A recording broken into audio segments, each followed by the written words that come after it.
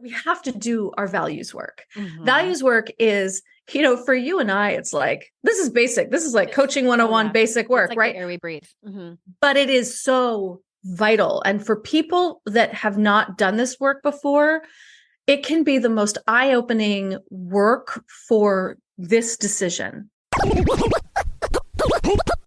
You're listening to Make Some Noise podcast, episode number 572 with guest Kate Anthony.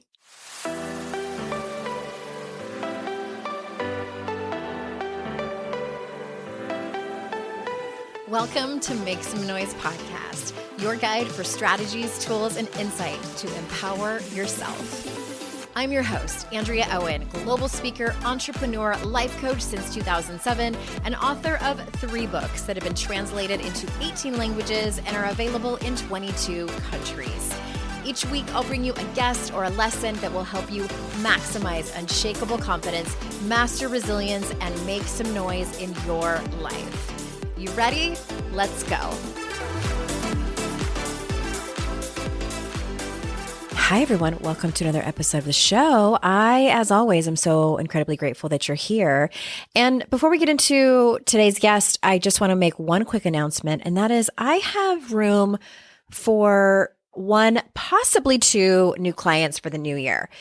January is always a good time to reevaluate your goals, how you want to live your life. I'm just wrapping up with a client who came to me and she wanted to be more direct in her life. She felt like she just wasn't having her voice be heard. She kind of felt like she was being taken advantage of by some people. And so that's what we worked on. We worked on baby steps in order to get her to be heard, what to say, how to say it, who she wanted to say it to, how many steps she wanted it to be, et cetera, et cetera. So it's just one example of something that people bring to coaching. So if you head on over to andreaowen.com/links, that's where you will see the page to read more about coaching, as well as fill out an application. That application comes straight to me and we'll hop on the phone and see if it's a great fit.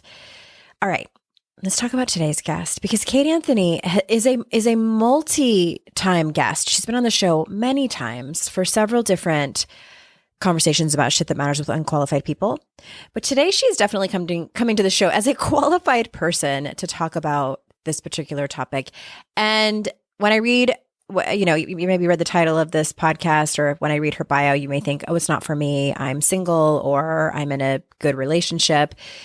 We do talk about things other than divorce. We're going to get into porn use in a relationship. We're going to get into addiction and mental illness in a relationship, even like emotional abuse and things like that. So it's more than just about divorce. So I'm going to tell you a little bit about her. Kate Anthony is the author of The D Word, Making the Ultimate Decision About Your Marriage, host of the critically acclaimed and New York Times recommended podcast, The Divorce Survival Guide podcast, and the creator of the groundbreaking online group coaching program, Should I Stay or Should I Go?, which helps women make the most difficult decision of their lives using coaching tools, relationship education, geeky neuroscience, community support, and deep self-work.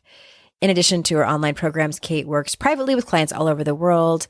And so without further ado, here is Kate. Kate Anthony, welcome back. Thank you so much for having me, Andrea Owen. I'm so happy. You've been on many a times, and I recorded an Instagram story. It's been a couple of months where do you remember? I tagged you in it, where I played a clip of a previous episode that you were on, where we were talking about how your dog shit out a scarf. That was my facet. Said it's like an ass cape. She did. And what was worse was when I had to pull it out and she would be so freaked out about like what's happening. Cause like, she would start to shit it out and then I would be like, oh my God. And I would have to pull it and she'd be running away. I feel like the vet would tell you not to do that. Like, cause it can mess up their bowels and stuff. Probably needed a vet to do that. The vet would probably tell her not to eat the scarf, but whatever, here we are. Here's my friend Kate. She is an expert.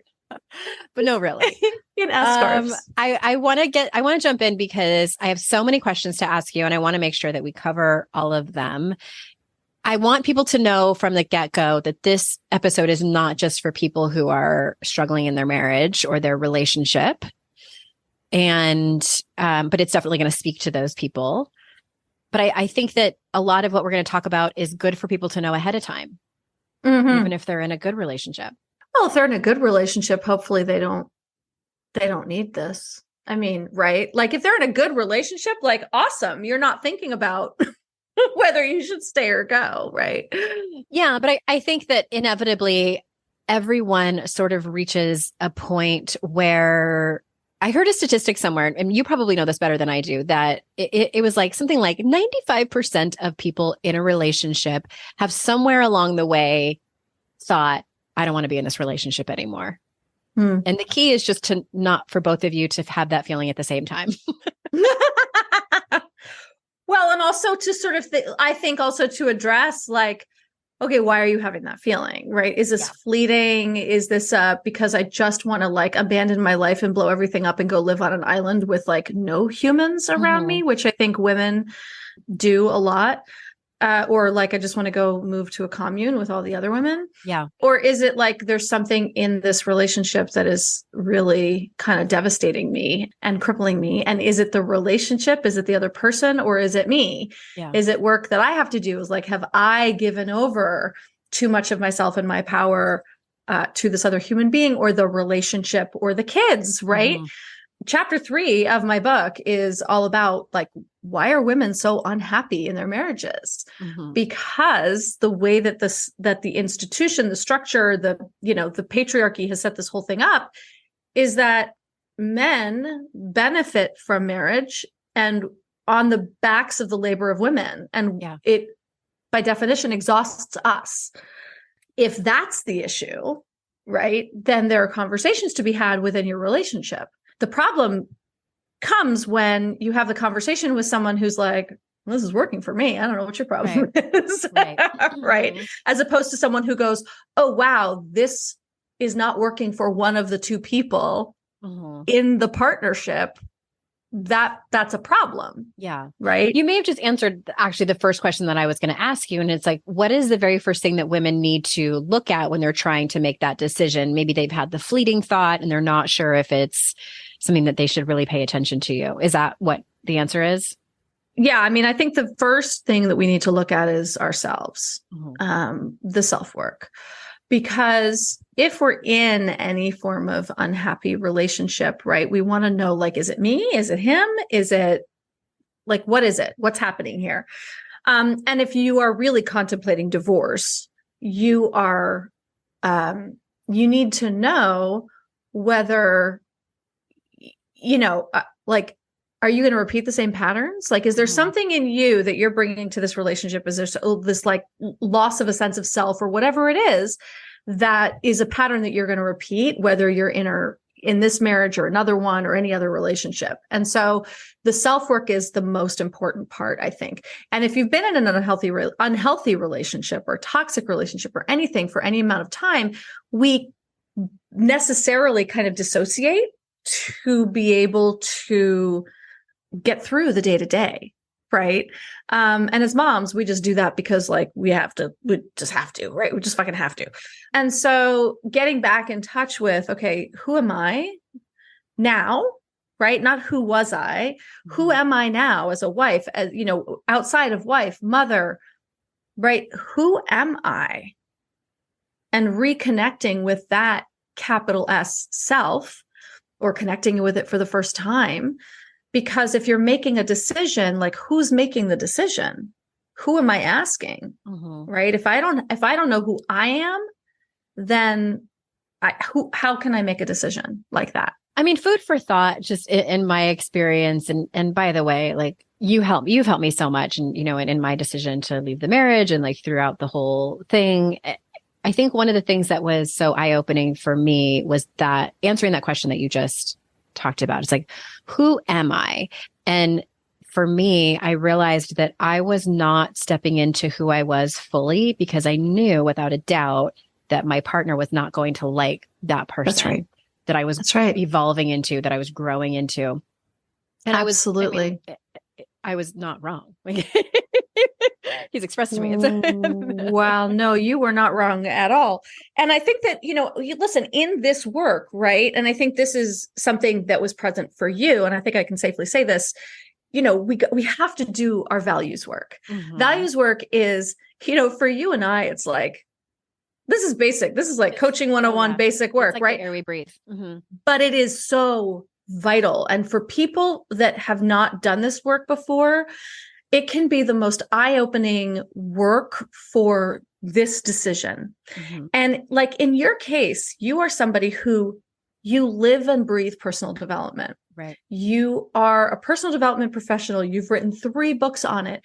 You are thinking about going back to school for, to becoming a therapist. Like, this is who you are, the air that you breathe. And like, it is probably one of your deepest core values, for better or worse, right? No judgment. You were married to someone who did not share that value with you. And that's a misalignment. Yeah. Right. And that's not, again, like, I'm not making anybody wrong about that, but there's right. And so for you to fully step into that part of, like, if you can't bring that part of yourself to your marriage, like that, I would imagine that would feel like a big disconnect. Well, and it eventually catches up with the marriage. And I think that particular value is different than somebody who perhaps is very much into creativity and the arts and theater and things like that. And their partner just isn't into it as much. Like, I think you can have autonomy. It might cause issues for sure. And you might be disappointed that your partner doesn't want to go see musical theater with you. But I think that there are different values that carry different weight. And that's something to look at. That's right. Yeah. One of the buzzwords in the personal development field, and even just like on social media, and I know that because I follow you on Instagram, and I know you have a decent amount of clients who are struggling with this and experts on who talk about narcissism. Like, but I feel like it's overused. Do you believe that there are as many narcissists as people seem to say that there are? I didn't used to. I was always like, let's not first of all, we're not diagnosticians, right? So I can't, and I've never met these people. I can't diagnose them, whatever. Right. So I was like, absolutely not. And then I started doing more research for my book, actually, around this. And what I learned was, first of all, narcissism is a spectrum. Sure. So I think like you and I even have like some tendencies. Sure. We probably do. Right. Frankly, we all do. Right. I think when people say like, oh, but they're not narcissists, they're really talking about narcissistic personality disorder, which is pretty rare, but also probably underdiagnosed because they don't actually seek treatment for things, right? They may go in tend and to be pretty successful humans usually. Right. They're miserable, but they think it's everybody else's fault, right? So they may get diagnosed when they go into treatment for something else, like an addiction or something, but they're not out there seeking help and treatment. It is underdiagnosed in that way, but also it is more prevalent than we think or than we forever knew. I think we're now becoming more aware of it, and there's a name for it, and we're able to name it, and we can see the personality, the personality types, the characteristics. We're starting to see it more, right? And then I think you have in the last 6, 7, 8 years, when it's been playing out more on the national stage and it's becoming more accepted and lauded, right? We are celebrating these people that I think people are kind of stepping out of the shadows a little bit more. They're being a little overt with their behaviors. There's a little bit more entitlement happening. I just kind of feel like the curtain's been pulled back a little bit more on the topic. And I do think it's more prevalent than we thought. Yeah. I saw I was probably on TikTok, but I was a woman and she was speaking of heterosexual marriages and how many women are saying that their partners or husbands are narcissists. And her whole point was, is he a narcissist or is he just an entitled man who was raised in a patriarchy? Right. Right. Well, and I don't know that there's a difference. Yeah. It's like slightly different outfits. Right. Exactly. Well, exactly. This is like, we create this. We celebrate this. We nurture this. It's certainly in men. Is he a narcissist or just an asshole? It's like, well, do you want to be married to either one? Right. Exactly. I don't want either one. I don't want either one. Right. So the label, here's the thing, is that I see a lot of people looking for the label and trying to diagnose because somehow It'll make things make more sense for them.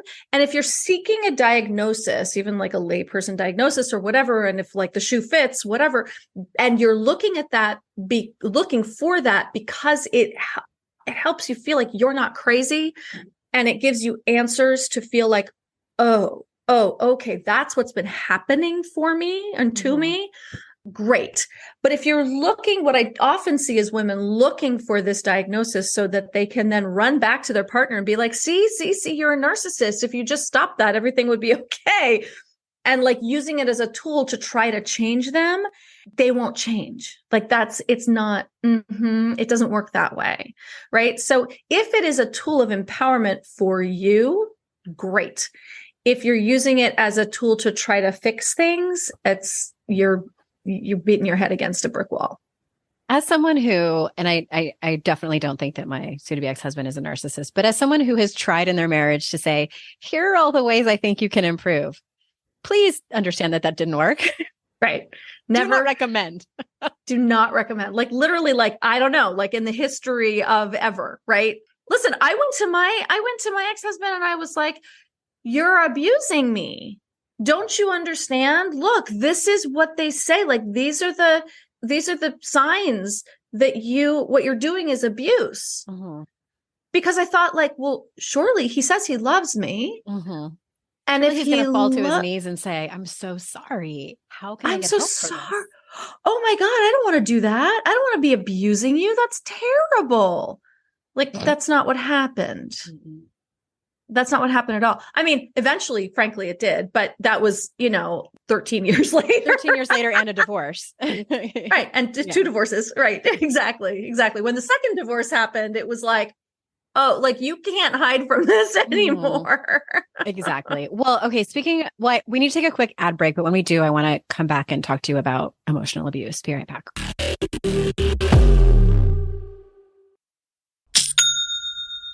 Shopify's already taken the cash register online, helping millions sell billions around the world. But did you know that Shopify can do the same thing at your retail store? Give your point of sale system a serious upgrade with Shopify.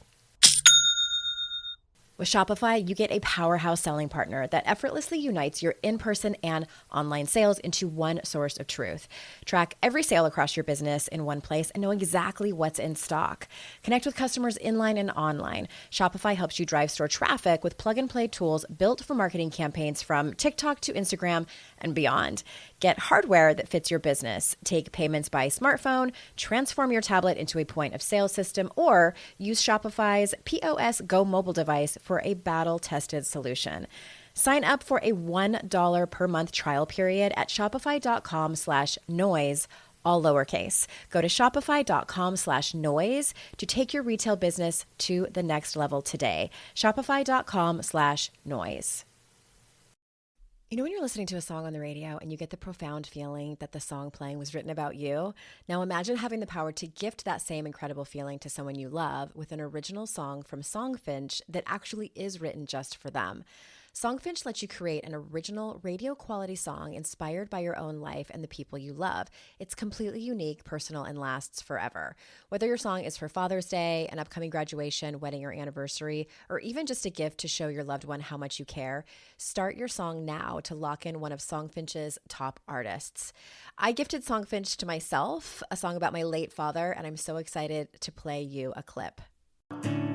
Flipping through the slides of learning how to live and how to love, and coming undone, a father daughters without, so she writes it down. One of my clients heard about Songfinch from this podcast, and so she had a song created for her son who is graduating, and she told me that they both cried when she played it for him and that it exceeded her expectations. For a limited time, Songfinch is letting our listeners upload their song to Spotify for free, so you and the lucky person you gift it to can listen to it anywhere, anytime. Go to songfinch.com/noise and start your song. After you purchase, you'll be prompted to add Spotify streaming for your original song for free, a $50 value. Again, my URL is songfinch.com/noise. Don't forget to share your song with us too. songfinch.com/noise.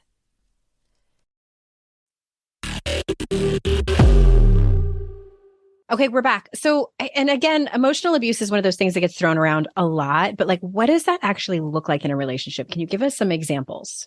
So I think there are two key factors to emotional abuse. One of them is gaslighting and the other is coercive control. Mm-hmm. Coercive control underpins all forms of abuse. And it is when somebody uses coercion to try to control you and manipulate you. And gaslighting is a tool of that. So gaslighting is a very specific thing. Gaslighting is not just like he's lying to me. Yeah. Gaslighting is somebody is denying your reality to the degree that it actually makes you question your own reality. It's saying like, I never said that. I never said that. I never said that, when you know perfectly well that they did. But now you're starting to question your memory, your ability to remember things correctly, right? And one of the symptoms of emotional abuse is that you do start to, over time, develop a brain fog, where you actually can't remember things. And so it's easier for them to manipulate you and have you doubt your reality when you actually don't really remember. Ugh. There's so much to emotional abuse, using intimidation, threats, right? Mm-hmm. Isolating you from friends and family, that kind of thing. I have a few symptoms in that I list in the book. One is an imbalance of power. Often this will show up financially, where, your husband will go out and buy himself a Mercedes and like you have a Ford. No judgment, right? But like there's an imbalance in how the money is spent. There's an imbalance. They'll use control tactics to make you feel emotionally powerless, right? You're scared of the person that you're supposed to be in this intimate relationship with. It's rather than looking at what an emotional abusive relationship looks like, I like to look at how you feel in your relationship, right? So if you feel like you can never do anything right, they'll constantly be telling you what you need to do to make the relationship okay, or to make them not angry, or to whatever. And then you'll be trying to hit that target, but then the target moves, or you're absolutely sure that you hit the target, but you're still being told like, but that wasn't quite right. Right. So it's a forever moving target. You feel extreme highs and lows. Yeah. Right. Like the most intense love, like the biggest love that you've ever experienced in your entire life. And then just like emotional decimation, which creates sort of as part of the cycle of abuse. When you get addicted to the highs, the dopamine hit from the highs, when you never know who's going to walk in the door, right? You don't know which version of your partner is walking in the door the next day. You feel like you're always to blame, right? No matter what you do, like they don't really take responsibility, or if they do, they only take responsibility for a little bit of it. So it looks like they're taking responsibility, but really it's your fault. As I said, you feel confused, foggy, or unclear. You feel like the relationship is one-sided. You're the one who's doing all the work all the time. And then there's also, it's really common for victims of abuse to report having chronic health problems, even autoimmune diseases, because there's this excess of cortisol that's being shot through all the time. So many stress hormones over a long period of time can create autoimmune diseases. And it's really common for people who get out of abusive relationships to have all their symptoms kind of disappear. So those are the things that I would say to look for. Like it's less of, again, like getting the focus off of them, but how do you feel? How do you feel in this relationship? Do you feel safe? Do you feel safe in being fully self-expressed? Like we talked about, do you feel safe and seen? Right? Safe and seen. Do you feel that you can go out with your friends and not get like a litany of texts, some form of distraction, right? Yeah. When you go out with your friends, your partner should be like, hey, baby, have a great time. I'll see you when you get home. Yeah. Just text me when you're on your way home. And you should probably not hear from them the rest of the night. Yeah. Right? My ex-husband would just sort of a barrage of calls and like, later on when we got cell phones. So there would be texts, like streams and streams of texts when I was out supposed to be having a good time. It's the power and control. Well, and the book is The D Word, Making the Ultimate Decision About Your Marriage. And of course, that link will be in the show notes. What if someone's marriage is like, what kind of thoughts do you have when someone says their marriage is fine? Well, depends on who's saying it. If I know them and I know their relationship, right? Like there are a couple people who are like, do healthy marriages actually exist? And I'm like, yes, I actually know a few. They're wonderful they're wonderful to observe. But when they say it's fine, I don't know. I go like, well, fine. Like, do you want fine? What you want? Is that what you want? Do you want fine? I mean, look, long-term marriages, right? Like they go through their ups and downs and like, sure, maybe they're fine. When people say it's fine, I think of my friends who are like, no, it's fine. I'm like, oh, ouch. Like, I don't think it's actually fine. Right. I don't want to settle. I don't want to settle. I don't want a life that's fine. This is it, guys. This is it. We just get the one. We just get one trip around this thing. And we just get, and like, I'm 52. Like we are not getting, I hate to say it, Andrea, I'll try as we might. We're not getting younger. God damn it. Yeah. Well, right? And I know a lot of my listeners are our age and younger and older, but I also think like this is in many ways the prime of our life. This is like some of our best years, as long as we take care of ourselves and all that good stuff. And I think that one of the things that I realized, and this might sound so dumb and people probably like, did you not think about that before? I heard somewhere and someone said, your partner or your spouse is the primary relationship in your life. Yeah. And I think maybe I didn't think about it, because my kids have been young and, now they're teenagers and like, they're kind of like the pulling away phase has happened. Yeah. And what I have said to people is it's a whole lot easier to ignore the problems in your marriage when your kids are little. Oh, 100%, because you're busy, right? And you can like, you can make the excuse of like tag teaming and like, oh, you take one, I'll take the other. Right. And you can kind of satellite each other. Exactly. Right. And then when the kids get older and you're like, it's just like you two in the living room together and like the kids aren't even there for dinner or whatever. And you're just like, you're my person. Oh, you, huh? Hi. Hi. Right. Yeah. And for many couples, that's an opportunity. Yeah. But for many couples, it's a harsh reality. It can go either way. And I think that sometimes it can kind of ebb and flow back and forth. And I'm not saying like, once your kids become teenagers, you're doomed. But it's just, I think it's a really great opportunity to take inventory of like, are you happy? What are your values? Are you able to, be your full self? Are you feeling safe and seen? Like all those things that we just talked about. I'm curious, like, do you see these same dynamics? I'm guessing that you don't see these same dynamics in non-heterosexual relationships. I see many of them. They're different. Interesting. So many of them are, look, we all have been raised in the patriarchy. So nobody gets out unscathed. Yeah, no matter what gender or what your sexuality is. Yeah, totally.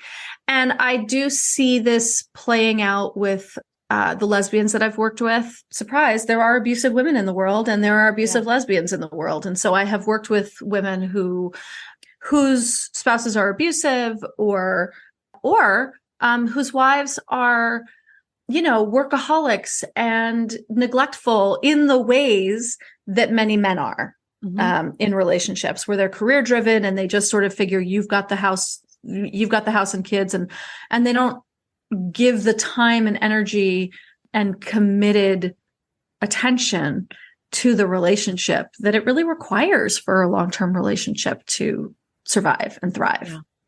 Okay. So yes. And I address it in the book. I really do say like, mostly this was a book for cis hetero women. And I do see many of these things playing out in lesbian relationships. So I try to keep the pronouns pretty gender neutral throughout the book, except there are some specific sections in which I say, like, this is pretty much a male-female cis hetero dynamic. I know that I want to kind of circle back because I know we sort of joked about people who are, abusive and them like not wanting to get help for it. But can abusive people change? Yes and no. My ex-husband is a really wonderful example of somebody who has really had to face some hard truths about his behaviors and get a lot of help for it. And he's really changed his behaviors. And I can attest to that. I have had conversations with him and I believe you. Yeah, no, exactly. I do think that is true. I also believe narcissists can't change. It kind of breaks my heart because, and I can call my ex-husband a narcissist because he was diagnosed, because the ultimate the narcissistic wound is not a healable wound. And so he will always be somebody who is seeking external validation to fill the void in himself. And because of his recovery work, he's had to remove the tools that he used to do that. Mm-hmm. But the hole is still there.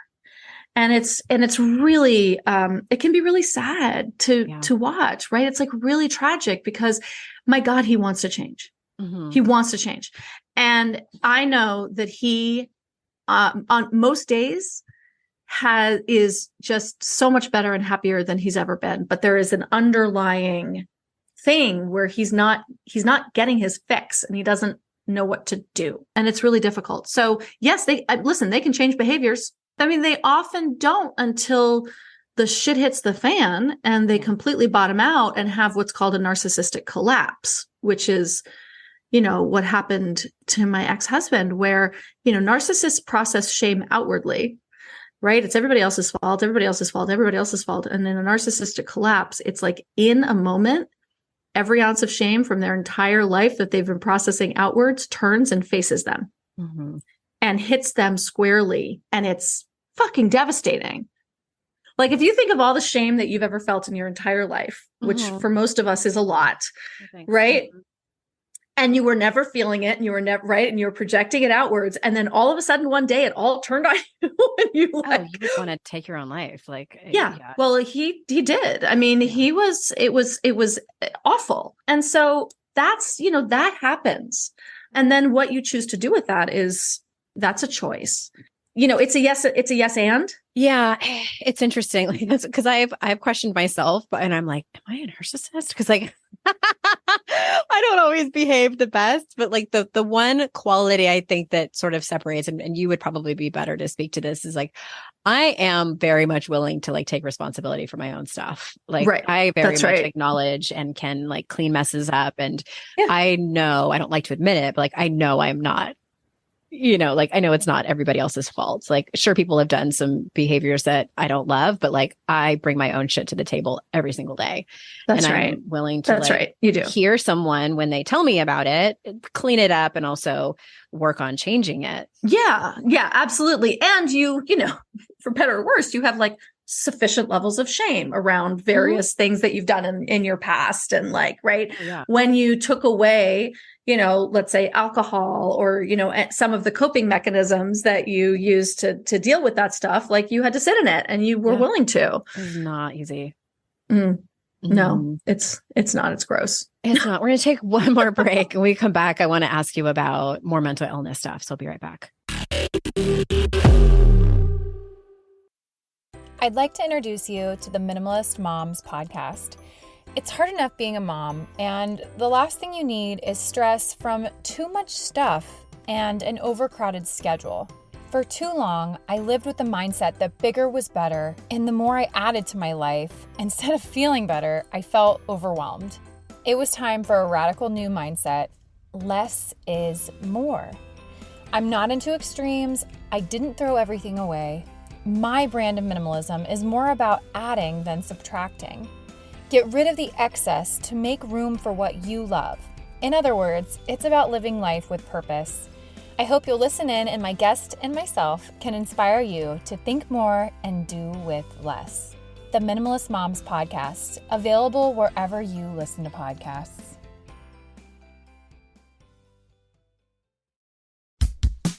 Oh, hey, everybody. It's us, Blair and Molly, your old pals from Toddler Purgatory.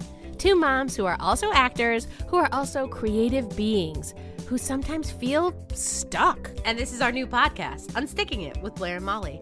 What happens when your creative spark just seems to disappear?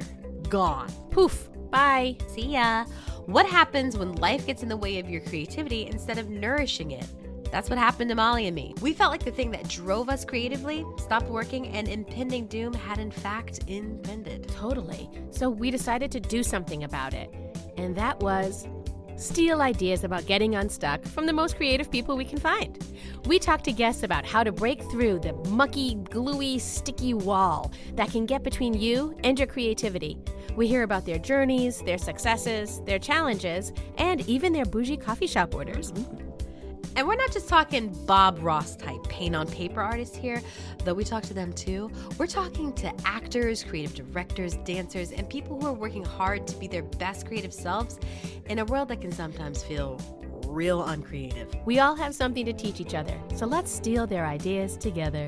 Join us, won't you, as we deep dive into how to unstick ourselves from the life gunk that can get in the way of our creative freedom. Pandemics, school calendars, world events, lack of sleep. Oh, get out of their life gunk. And let's get back to your best creative self. Subscribe to Unsticking It with Blair and Molly. You're not going to want to miss an episode. Unsticking It with Blair and Molly, because sometimes life sucks. Unsticking it.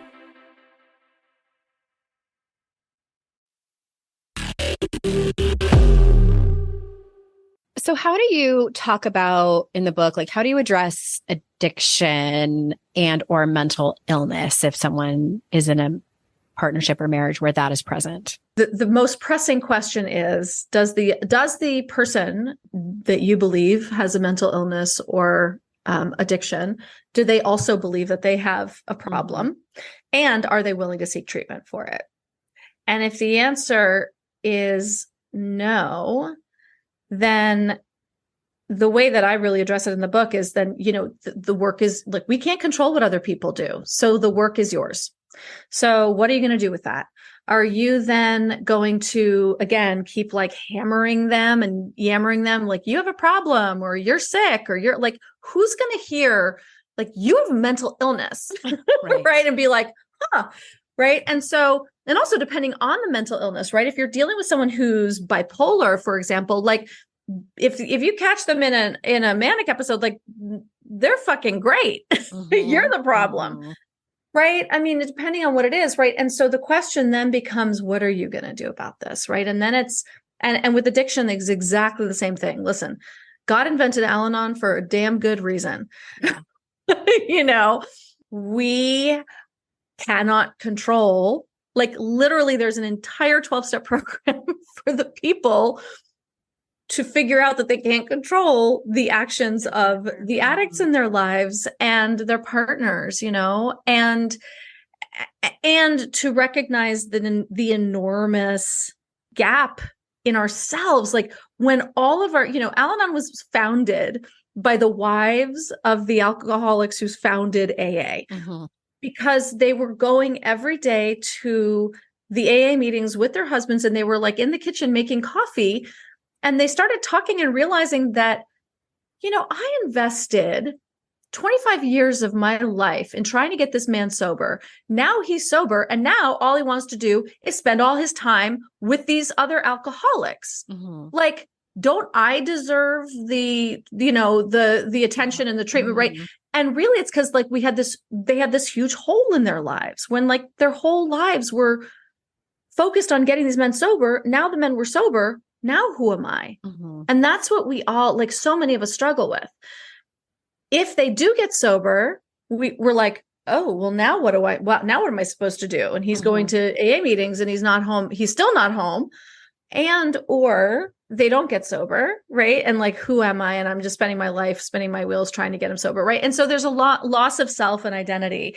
And so listen, if the person that you're with is willing to get help, then like amazing. Yeah. And that's their journey. It's their path. And you have to give other people the dignity of being on their own path. And then you have to look at your own path and be like, wait, am I even on my own path? What is my path? Yeah. Because right now I've just been on this other path that's been so focused on this other person. And that's not my path. Yeah. That's not your path. That's a hard place to get to, but when, and I want to say too, like you can bounce back and forth sometimes. It's not linear. Sure. That you jump paths and. I mean, absolutely. Absolutely. When your waking thoughts are really consumed with what is this other person doing and which is very common. It's not entire, but it's very common. The problem then is you've got to face you and address your own stuff, right? Because we can't control them. We just can't. Yeah. I mean, that was like really my intro into personal development. Like that's really what sort of shot me out of a cannon, is because I'd always been kind of like interested in personal development. And then when I was in love with an addict and I went to rehab with him for like family week, and they were talking about all this self-help stuff, and they were like, "You're codependent." And I was like, "Shut up." Okay. Get out of my face. You know what you're talking about. That was so, I mean, just honestly, like, and I still have my journal entries from you can see the shift of when I started to type out, like, I am not responsible for his behavior. I cannot control his sobriety, his recovery. It brings me tears to my eyes when I read that, because I'm like, oh, I was finally starting to get it. And then little did I know the road that was ahead of me in terms of like my own work. Oh my God. If I had known, I might have turned around and gone back. Dude, I know. There are times when I think, oh my God, I wish I could turn back the clock and like just make myself oblivious. Because I don't know actually, what you don't know. Right. Oh my God. Wouldn't that be great? I think about like, I want to work. It's like at a convenience store in the middle of nowhere, and like just like have my little job and have my little life and like my dog or whatever, and not know anything about trauma or like anyway. You did in another lifetime, and yet here you are. Yeah, and yet here I am. Right, exactly. Okay, I want to ask you let's talk about sex for a second, because can you talk about sexual abuse in a marriage, and like just like the emotional abuse question, like what does that look like? You know, sexual abuse in a marriage looks like a lot of different things. It can look like infidelity. It can look like sexual coercion, marital rape, right? I mean, this is like marital rape. There's no such thing in my view, there's no such thing as marital rape. Rape is rape. So here's some signs of sexual abuse in a marriage that I list in my book.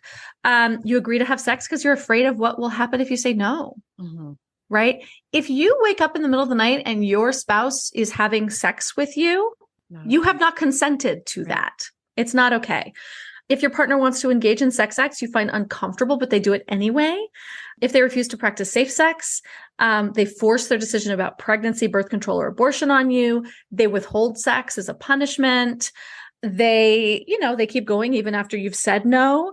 They insult or criticize your body. I did not know that is a form of sexual abuse. That happened to me like throughout my entire marriage. And I was like, oh, interesting, right? They coerce you to watch porn with them. Listen, there are many people for whom porn is a very healthy part of their sex life as a couple. But if you're not comfortable with it and your partner coerces you to do it, or if your partner is off in the basement watching porn 24/7, that's a problem. If they use insults about your body to justify watching porn or cheating on you, if they withhold resources until they get the sex that they want, they only satisfy themselves sexually and they don't attend to your needs. They demand sex regardless of your physical or mental state. Like, I'm sick, but it doesn't matter. You have to have sex with me. Or they actually just physically force you to have sex. I mean, like actual rape. The most upsetting thing about this that I discovered in researching this is that up until 1993, rape statutes defined rape as forced sexual intercourse with a woman, not your wife. So they specified that it was a woman. So that means like you couldn't rape a man. That's right. That's right. And that made it completely legal for a man to rape his wife. Yeah. Right. In 1993, marital rape became a crime in all 50 states. However, in 30 states, there are still exemptions given to a husband who doesn't have to use force because his wife is mentally or physically impaired, unconscious, or asleep, and therefore unable to consent. Oh my God. Which, and I, from what I understand, it's very, very hard to prove and like rarely gets. Absolutely. No, it does not get it. No, exactly. So, again, this is one of those things where it's not like you're going to bring it to your spouse and be like, this is actually rape. This is information for you, right? The listener. Right. Exactly. This is information for you to understand that like this. Oh, I see. This is what's happening to me. Right. Okay. Yeah. That's right. Maybe this is why my body clamps down. Maybe this is why, this is why I dissociate. Them. Right. happening. Yeah. Exactly. Yeah. I have that. A lot of women ask that question in my Facebook group a lot of the times. Like, I just find him absolutely repulsive. What's wrong with me? And you kind of dig into it and it's like, oh, there's nothing wrong with you. He's been raping you. Like, of course you're not attractive. Your body knows. Your body knows. Yeah. Because your body keeps the score. It sure does. I want to ask about quickly, because you mentioned, because I'm in like a lot of like mom Facebook groups and without fail, I think at least, once a month I see a post in there from a woman who is upset because she caught her husband watching porn. And like, am I the odd woman out who's kind of like, it's fine. Like, and that's because that's my opinion. I'm like, it's fine as long as you are having a discussion about it. I definitely think those people should go to see a couples therapist who specializes in sex therapy, because they're not all created equal. That's right. Because it can be something that you can bring into your marriage. And if I'll speak heteronormativity here. If the woman is uncomfortable with it, like, I don't think she should have to participate in it if she doesn't want to. But I do think it can be just like not a big deal in a marriage. Yeah. What's your thought? I think it really depends, right? Like, it really bothered me when I was married. Like, it really bothered me. It used to bother me too in my first marriage, but it was all my own insecurities and shame around it. Well, to be honest, I think it was my insecurities and shame around it, but I also think it was my insecurities and shame I brought some insecurities and shame to the table, but also I think my husband really supported those insecurities by criticizing my body and making me feel like I wasn't attractive and all of those things. Right. And so, look, if someone is like, if they are hot to trot for you and then they're watching porn too, like, all right, whatever, it's just, and then there's an open discussion about it. I think it's the secrecy and it's it's and I think you're right. I mean, having a therapist who is sex positive and a couples therapist who is sex positive and a sex therapist like yours, this is somebody who is going to sort of bring a different level of understanding to the conversation. Where it's problematic is where we're not talking about it. And maybe there's shame involved with your spouse who's doing this in secret, right? Probably. Like, I found out, right? Because it's not like, hey, my husband came and told me this thing, and I'm like, whoa, it's I found out. And in my feeling about sex in my relationships is that that's a special thing between you and me. And then when I find out that you're like in the bathroom in the middle of the night watching porn, to me, it feels like infidelity. Okay. And so I think we need to define in our relationships, these are the things we don't name, right? There is no designed alliance about what constitutes cheating in relationships, right? And I think we have to have those conversations, like really, really, really name the shit. And stuff's going to come up that we don't name, but then we have to actually sit down and talk about it. Yeah. I mean, everything from flirting to some people think that flirting is infidelity. And then other people think that like kissing isn't. And it's like, you got to be specific. And I think everyone deserves to be heard. Like, no one gets to be wrong. Yeah. And I think it's important. Like, it's like, oh, my husband was messaging with like his old girlfriend from college. And I found these messages on Facebook Messenger. And like, they were like, really flirtatious. And he's like, I didn't do anything. Right. I didn't do anything. I didn't cheat on you. Well, like, who gets to define what the cheating is? Yeah. That's dangerous waters. That's dangerous waters. Right? It's like, you didn't cheat yet. Right? Right. Okay. Yeah. Which is a whole nother conversation. I want to ask you one more question before we close up. And that is, I've heard that, and I've had clients who've told me this, they've tried to have the divorce conversation with their partner and, numerous times, like, and partly like they tell their partner that because they're like, hey, if these things don't change, then I can't stay in this marriage. Like, how is there something that they can say to really make it stick or really make their partner understand how serious they are? Oh yeah. I lay it out in the book. There's a script. There are places that it goes wrong. The first is the expectation. Most of us have an expectation that when we have this conversation, we're going to get agreement or permission, or understanding. And that's not what this is, right? If you're actually done, like there are different versions of this conversation. There is the version of the conversation where I'm saying, if these things don't change, I'm going to have to leave this marriage. Yeah. That's giving your partner an opportunity to do some work and change a few things. And that's wonderful. Be specific. Be very specific. Not just like, I want you to be more romantic. Like, what the hell does that mean? Right. And not just like, I need you to be less of an asshole. Like, what does that mean? When you come home from work, please don't yell at us, right? Be very specific because they don't know what you're talking about. Right. But if this is a conversation that is like, oh, no, I'm done. Right. And by the way, if you're having the conversation, that's not I'm done. It's like, I'm giving you time, put a time limit on it. Just say, we're going to check back in 3 months and I'm going to tell you how I feel, or in 1 month or in 3 weeks, like whatever feels right to you. And I would say, give it a little bit longer because you're going to watch the actions and you want long-term actions. 2 months is around the time it starts to break down and go back to normal. And so if you're having the actual conversation where you're saying, I am done with this marriage, this is a declaration. Yeah. This is not a conversation. This is not you're not asking for permission. You're not going to get agreement. He's not going to be like, oh, okay. There will be pushback. This conversation has one objective, which is to get the information across that this marriage is over. So what that means is that when they start with like, but what are we going to do about the house? And who are we going to do this? And what are we going to do? And divorce is bad for children. And like all of those things, your job is to bring it back to that objective. We have a lot of decisions that we have to make in the future. We have time to do that. I really hope that we can do this as collaboratively as possible for the sake of our children. For today, I just want to make sure that we are clear and that you are clear that this is my final decision.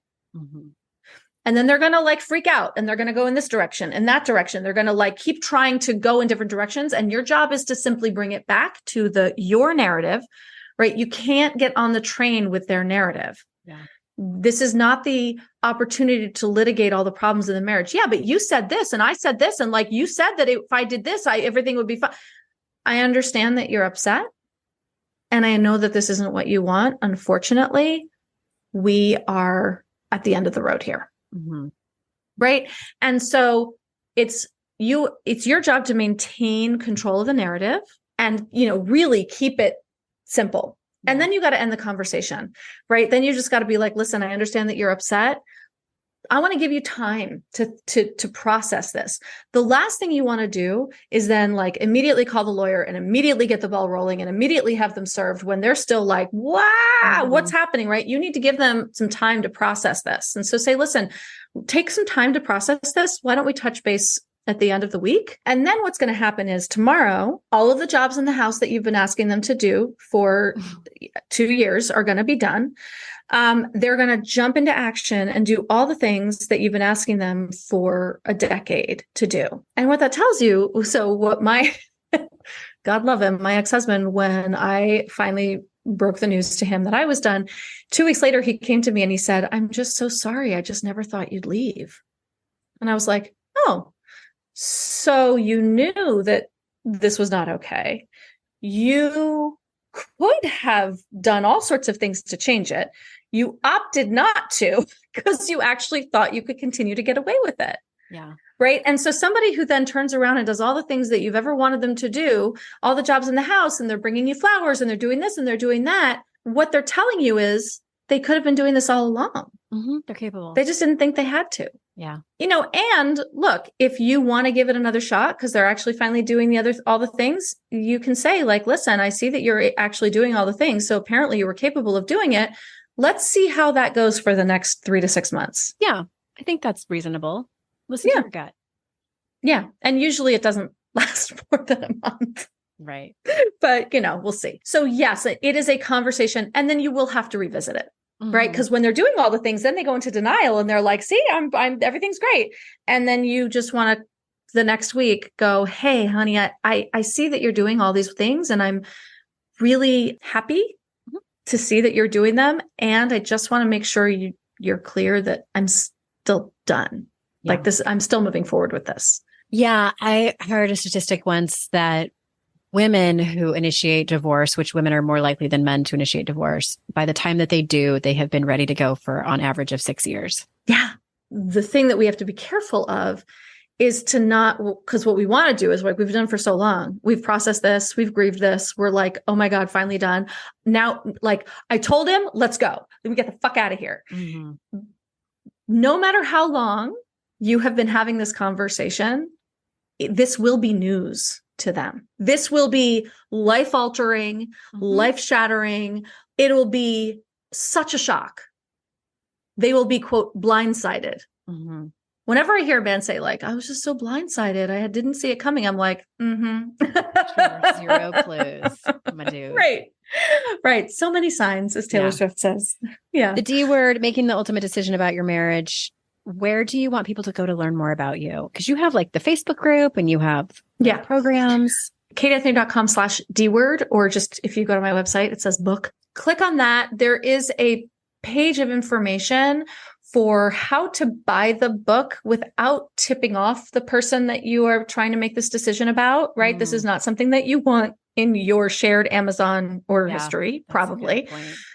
So I have ideas for how to get the book safely and privately, but it is available everywhere and anywhere. Yeah. That the bookstore. You want to buy it. They can go to the bookstore and grab it. Yeah. Go to the bookstore. Mm-hmm. And I just want to add one more thing as someone who's like in the midst of this. I think if anyone's listening who decides to leave their marriage and you have children, your children are watching how you handle conflict. That was one thing I was not expecting. I mean, I won't go into more detail, but I think that as much as you, and as someone who's a child of divorce and watched my parents handle conflict, watched them handle it very differently. And 30 years later, it's been 30 years this year that my parents got divorced, still impacts me. Still hurts my heart. Yeah. It's very important. Even if the person that you're divorcing is not handling conflict well, it's going to be one of the biggest jobs / chores of your life to show up as your best self. Absolutely. And not say anything terrible about their other parent. Yes. And listen, as I've said to you on many occasions, right? Like we have to keep our side of the street really clean. And at a certain point, the children start to figure it out. Yeah. The children start to notice that like, dad's saying things that are making me feel like I'm in the middle of things, or mom's saying things that are making me feel like I have to choose sides. But like my other parent isn't doing that at all. Or one talks shit about the other parent. It makes me uncomfortable and I don't know what to say, that kind of stuff. Right. And often it feels like the parent who's talking shit maybe has a little bit more input and power and control because children are absorbing this information. And they want to make their parents happy.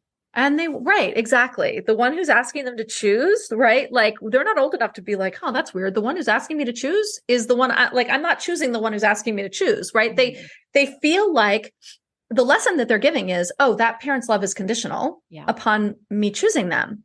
And it's a terrible position to put children in. Eventually they do figure it out. Like we're as adults, hopefully not. It doesn't take that long, but they do start to see it. They start to realize where they feel comfortable, where they don't feel comfortable. It's a long game, as you have told me over Voxer many times. It's a long game. I didn't anticipate that. I was like, it took, a decade and a half to be in this relationship. It might take a minute to settle things outside of the relationship. Yeah, absolutely. It's not. All right. Well, I love this book. I'm so glad that it got written. And thank you for being here. I'm glad that we had enough time to ask all the questions. Listeners, thank you for being here. You know how grateful I am for your time that you choose to spend it with me and my guests. So all the links will be in the show notes, kateanthony.com/D word. or, click on the book. And remember, it's our life's journey to make ourselves better humans and our life's responsibility to make the world a better place. Bye for now. Hey listeners, if you work for a company that does professional development, did you know that I offer leadership training, more specifically empathy and assertiveness and how it makes stronger teams? You can see more on my speaking page at AndreaOwen.com/speaking, where there's also a contact button there so you can fill out that form and let's chat.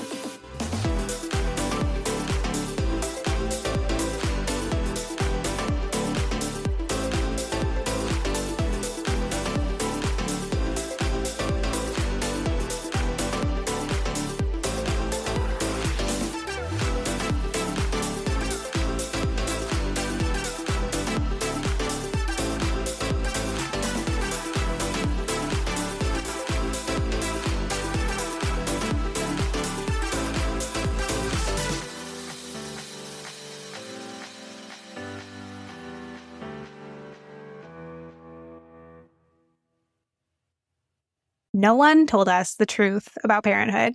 Why? This is the podcast everyone needed before they had kids, because now that those little ones are here, there is a lot to unpack. I'm Rachel Shepardota, and I am your host for the podcast No One Told Us, where we tell the truth about parenting and let you in on all the stuff you really should have known about before having kids.